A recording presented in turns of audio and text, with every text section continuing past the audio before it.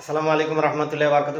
সুনান নাসি হাদিস নম্বর 5250 হজরত উবাই ইবনে সাইদ রহমতুল্লাহ আলাইহ ও হজরত ইবনে আমার রাদিয়াল্লাহু তাআলা আনহু থেকে বর্ণিত।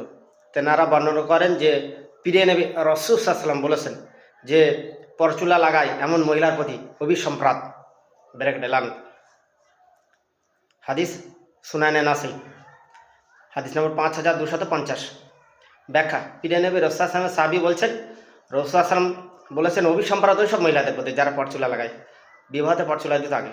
আমি যখন বিবাহ করেছি আমি পরচুলা দিইনি। আমার বড় ছেলে 30 পারা হাফেজ আলহামদুলিল্লাহ, ছোটো ছেলে স্টাডি হাফেজ। তো দুটো ছেলে বিয়েতে পরচুলা দেবে না ইনশাল্লাহ। বিশেষ করে যারা কোরআন সুন্নাহ মানে তারা অবশ্যই পরচুলা ব্যবহার করবেন না। মাঝাবির কথা ছেড়ে দেন, যারা মাঝাবি বেদাতি তাদের কথা ছেড়ে দেন ভাই, তারা কর্ণপাত করে না। হাদিস সেই হাদিস তাও কর্ণপাত করে না। তো অবশ্যই পরচুলা ব্যবহার করা হারাম।